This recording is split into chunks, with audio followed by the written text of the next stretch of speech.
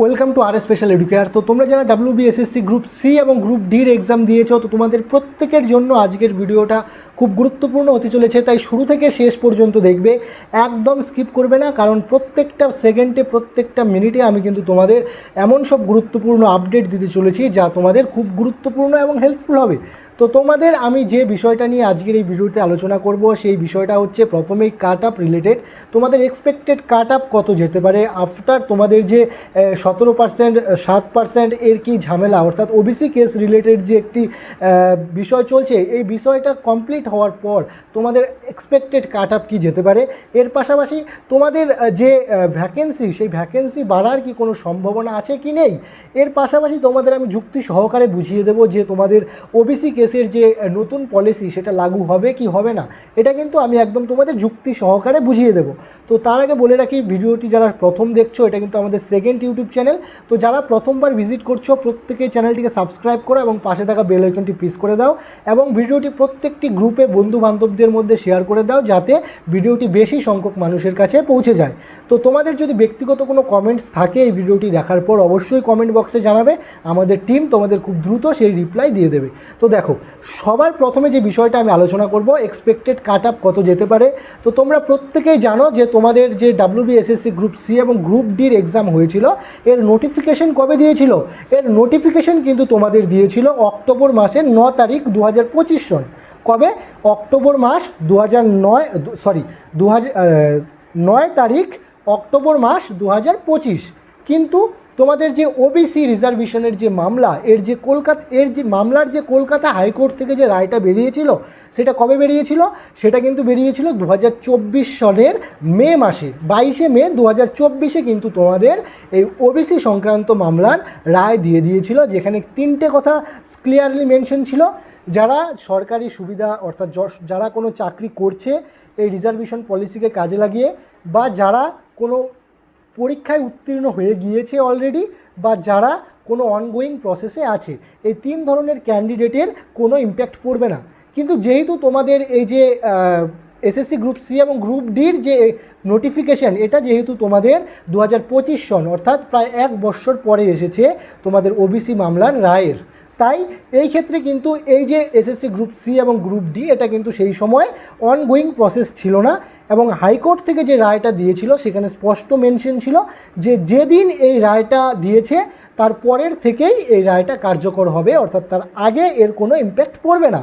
তাই তারপরে, অর্থাৎ 2024-এর পরে যেহেতু এই তোমাদের এসএসসি গ্রুপ সি গ্রুপ ডির নোটিফিকেশন দিয়েছে এবং পরীক্ষা হয়েছে, তাই আমার ব্যক্তিগত মতে আমি যতটা বুঝতে পারছি এটা কিন্তু অনগোয়িং প্রসেসের মধ্যে পড়ে না। তাই এক্ষেত্রে কিন্তু তোমাদের 7% ওবিসি রিজার্ভেশন রুলস লাগু হওয়ার সম্ভাবনা কিন্তু 99% রয়েছে। এবার যেটা বলবো, তোমাদের যে তোমাদের কাট আপ রিলেটেড টপিকে ঢোকার আগে আমাদের ভ্যাকেন্সি জানতে হবে। তো তোমাদের যে গ্রুপ সি পদে ভ্যাকেন্সি ছিল সেটা ছিল টোটাল 2989টা, এবং গ্রুপ ডির পদে ভ্যাকেন্সি কত ছিল? 5488টা। এর মধ্যে যদি 10% বাদ চলে যায়, অর্থাৎ যে 17% ওবিসি রিজার্ভেশন ছিল সেটা যদি কার্যকর না হয়, অর্থাৎ সরকার যদি চায় যে এই 7% অর্থাৎ ওবিসির যে নতুন রুলস, সেই রুলস রেগুলেশনকে মেনে তারপর তোমাদের নোটিফিকেশন, তারপর তোমাদের রেজাল্ট পাবলিশ করবে, সেক্ষেত্রে তোমাদের যদি 7% রিজার্ভেশন হয়, তাহলে 10% রিজার্ভেশন যেটা আগে ছিল 10 ওবিসি এ এবং ওবিসি বি 7, তাহলে 10%টা বেঁচে যাচ্ছে।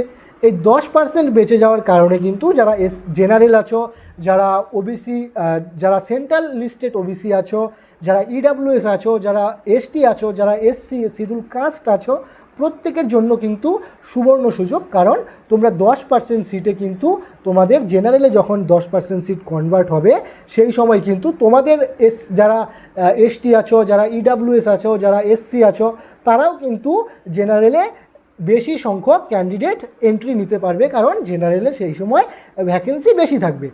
তাহলে তোমাদের কাট আপ কিন্তু একটু হলেও কমতে চলেছে। তো তোমাদের কাট আপ কত যেতে পারে? তো গ্রুপ ডির কাট আপ, যেটা জেনারেল ক্যান্ডিডেট যারা আছো তাদের সম্ভাব্য কাট আপ 36 থেকে 37 যাবে। 36 থেকে 37 যাবে জেনারেল ক্যান্ডিডেটের কাট আপ। এর পাশাপাশি যদি ওবিসির ক্যান্ডিডেট, অর্থাৎ এখন ওবিসি এ আর বি ভাগ নেই, একটাই ওবিসি, সেন্ট্রাল লিস্টেড ওবিসি, অর্থাৎ 66 কমিউনিটি যারা আছো, 66টা কমিউনিটির মধ্যে যারা আছো, যে লিস্টটা বেরিয়েছিল তারাই বেনিফিটস পাবে। তো সেক্ষেত্রে কাট আপ কত যাবে ওবিসিদের জন্য? 35 থেকে 36 ওবিসির কাট আপ। এসটির এসসি শিডিউল কাস্ট যারা আছো, কি শিডিউল কাস্ট যারা আছো তাদের কাট আপ কত যাবে? তাদের কাট আপ 34-এর মতো যাবে যারা গ্রুপ ডির এক্সাম দিয়েছো। এবং এসটি বা শিডিউল ট্রাইবের কাট আপ কত যাবে? এসটি বা শিডিউল ট্রাইবের কাট আপ সম্ভাব্য যে কাট আপ সেটা 32-এর মতো যেতে পারে। এবং ইডাব্লিউএস যারা আছো তাদের কিন্তু সুবর্ণ সুযোগ, তোমাদের ক্যান্ডিডেট খুব কম আছে এই গ্রুপ সিডিতে, কিন্তু পরবর্তী সময়ে কিন্তু যে রিক্রুটমেন্টগুলো হবে সেক্ষেত্রে কিন্তু এই তোমাদের ইডাব্লিউএস ক্যান্ডিডেট প্রচুর বেড়ে যাবে। তাই গ্রুপ সিডিতে কিন্তু কাট আপ অনেকটাই কম যাবে, 31 থেকে 32 যাওয়ার সম্ভাবনা আছে ইডাব্লিউএসদের। এবং যারা পিএইচ ফিজিক্যাল হ্যান্ডিক্যাপ যারা আছো তাদের কাট আপ কত যাবে? ফিজিক্যাল হ্যান্ডিক্যাপ যারা আছো তাদের সম্ভাব্য কাট আপ 30 থেকে 31-এর মতো যাওয়ার কিন্তু সম্ভাবনা আছে। এবার গ্রুপ সির কাট আপ আমি বলছি, দেখো গ্রুপ সি যারা জেনারেল ক্যান্ডিডেট আছো তাদের কাট আপ 54 থেকে 56-র মধ্যে যাবে, 54 থেকে 56। এবং ওবিসি যারা আছো তাদের 53 থেকে 54। এসসি বা শিডিউল কাস্ট যারা আছো তাদের কাট আপ 52 থেকে 53। এবং এসটি বা শিডিউল ট্রাইব যারা আছো তাদের 50 থেকে 51। ইডাব্লিউএসদের কাট আপ 49 থেকে 51। এবং ফিজিক্যাল হ্যান্ডিক্যাপদের কাট আপ 48 থেকে 49 যাওয়ার সম্ভাবনা কিন্তু আছে। এবার যেটা গুরুত্বপূর্ণ বিষয়, ভ্যাকেন্সি বাড়ার কি সম্ভাবনা আছে? যদি ভ্যাকেন্সি বাড়ায় তাহলে কিন্তু এই কাট আপটা আরও অনেকটাই কমে যাবে। এবং যারা ফিমেল কে পোস্টের জন্য অ্যাপ্লাই করেছিল তাদের কাট আপ কিন্তু আমি যে বললাম এর থেকে তোমরা 1 নাম্বার কমিয়ে রাখো ফিমেল ক্যান্ডিডেটদের কাট আপ।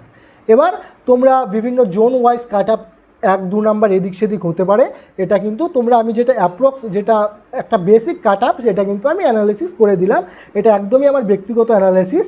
এর সাথে একদম যে অফিসিয়াল কাট আপ এর যে 100% মিলবে এরকমটা নয়, এর থেকে খুব বেশি হলে 1 নাম্বার এদিক সেদিক হতেই পারে।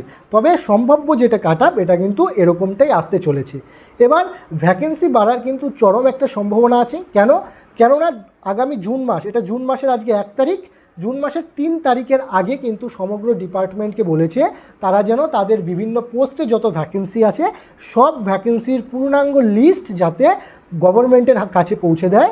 এবং এই 3 তারিখের আগে যে এই লিস্টগুলো পৌঁছাবে তারপরেই কিন্তু অর্থাৎ তোমাদের 5 তারিখে কিন্তু সমগ্র ডিপার্টমেন্টের সাথে মোট 10টা ডিপার্টমেন্ট, কোন কোন ডিপার্টমেন্ট তোমরা যদি সেই ভিডিওটা না দেখে থাকো আমাদের ডেসক্রিপশন বক্সে দেখো আছে, সেই ভিডিওটা দেখে নাও। সেই ভিডিওতে স্পষ্ট বলা আছে কোন কোন ডিপার্টমেন্টের সাথে মিটিং হতে চলেছে।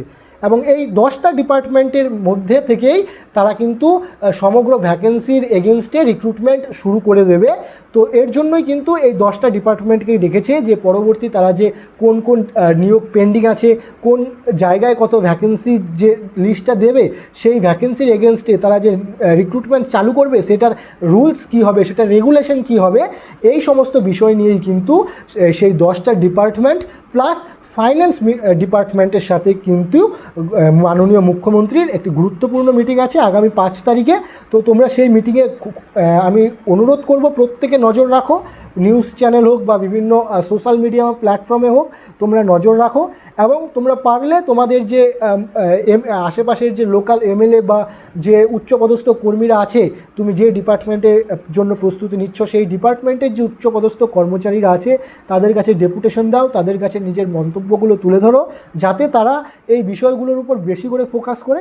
এবং যেহেতু আমাদের মাননীয় মুখ্যমন্ত্রী শুভেন্দু অধিকারী কথা দিয়েছিলেন যে 100% শূন্যপদে রিক্রুটমেন্ট হবে, তাই আশা করা যায় তোমাদের যদি এই রিক্রুটমেন্টেও ভ্যাকেন্সি না বাড়ে, অর্থাৎ যে ভ্যাকেন্সিটা দিয়েছিল এই ভ্যাকেন্সিতেই যদি তোমাদের রিক্রুটমেন্টটা দিয়ে দেয়, তোমাদের যে মেরিট লিস্ট সেটা প্রকাশ করে দেয়, তাহলেও কিন্তু একটা সম্ভাবনা 100% আমি বলে দিচ্ছি 100%, 100-এর মধ্যে 100% সম্ভাবনা যে তোমাদের এই রিক্রুটমেন্ট কমপ্লিট হওয়ার আগেই কিন্তু আরও একটা বড় সড়ো ভ্যাকেন্সি আসতে চলেছে গ্রুপ সি এবং গ্রুপ ডির শূন্যপদের এগেনস্টে। তো যারা এই রিক্রুটমেন্টে ভালো এক্সাম দিয়েছো তারা তো ইন্টারভিউয়ের প্রস্তুতি নাও। এর পাশাপাশি আমি বলবো যাদের এক্সাম খারাপ হয়েছে তারা কি করবে, তারা নতুন করে প্রস্তুতি নিতে থাকো, কারণ তোমাদের এই বছর 2026-এই কিন্তু আবার কি হবে, আবার গ্রুপ সি এবং গ্রুপ ডির ভ্যাকেন্সি আসতে চলেছে এবং সেই ভ্যাকেন্সিটা অবশ্যই এই বর্তমানে যে রিক্রুটমেন্ট হচ্ছে এর থেকে অনেক গুণ বেশি ভ্যাকেন্সি আসতে চলেছে। তো প্রস্তুতি নাও, এবং যারা আমাদের মাধ্যমে প্রস্তুতি নিতে চাচ্ছ, আমাদের টিমের মাধ্যমে প্রস্তুতি নিতে চাচ্ছ, ডেসক্রিপশন বক্সে একটি হেল্পলাইন নাম্বার আছে, সেই নাম্বারে মেসেজ করো এবং আমাদের চ্যানেলটিকে সাবস্ক্রাইব করে সেই স্ক্রিনশটটি পাঠিয়ে দাও, আমাদের টিম তোমাকে অ্যাড করে দেবে এবং সাথে অবশ্যই লিখবে তুমি কোন এক্সামের প্রস্তুতি নিচ্ছ।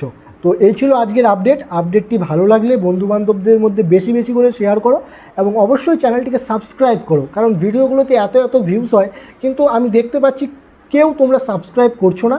তাই ভিডিওটি বেশি বেশি করে সাবস্ক্রাইব করে বেল আইকনটি প্রেস করে রাখো, কারণ পরবর্তী আপডেট যাতে তোমার কাছে সবার আগে পৌঁছে যায়।